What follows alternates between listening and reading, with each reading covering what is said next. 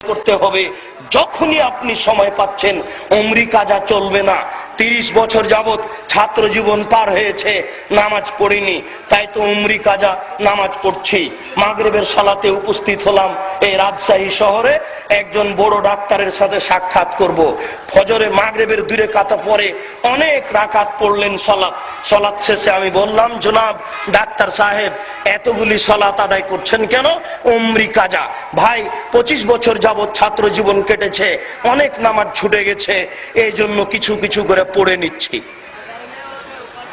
কতটি বা ছুটলো, কতটি বা পড়বেন?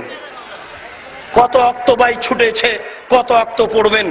ধর্মকে পাগল পেয়েছে। ধর্ম হচ্ছে राजशाही चांपाइनबाबगंज हवाई लड्डू, दोनों हाथ में लड्डू है, जो चाहे उसको खा ले, जो चाहे उसको छोड़ दे। জি না, ধর্ম এমন নয় উমরি কাজা চলে না। আপনি তার জন্য আল্লাহর দরবারে ক্ষমা চাইবেন। সম্মানিত উপস্থিতি, সালাত আদায় করতেই হবে যে কোনো মূল্যে। এ কারণে সেই কালে ইমাম আহমদ ইবনে হাম্বল রাহিমাহুল্লাহ বলেছেন, কেউ যদি অলসতা করে 1 ওয়াক্ত নামাজ ছেড়ে দেয় তাহলে তাকে হত্যা করতে হবে।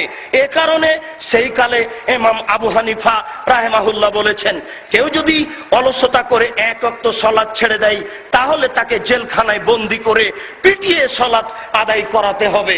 বর্তমান আরবি বিদ্বানগণ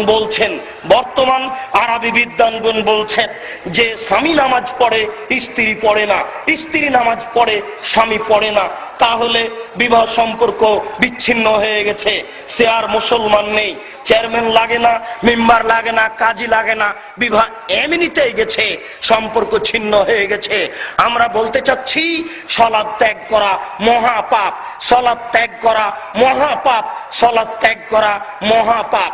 7 বছর বয়সে সালাতের আদেশ দিতে হবে, 12 বছর বয়সে, 10 বছর বয়সে পিটিয়ে সালাত আদায় করাতে হবে।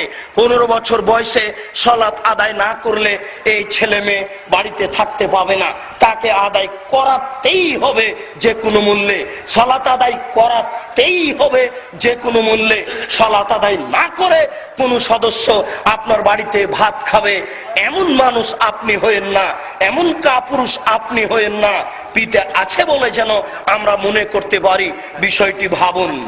সম্মানিত উপস্থিতি, যারা সালাত আদায় করে রাসূলের পদ্ধতিতে করে না তাদের জন্য জাহান্নাম। সালাত আদায় করতে হবে।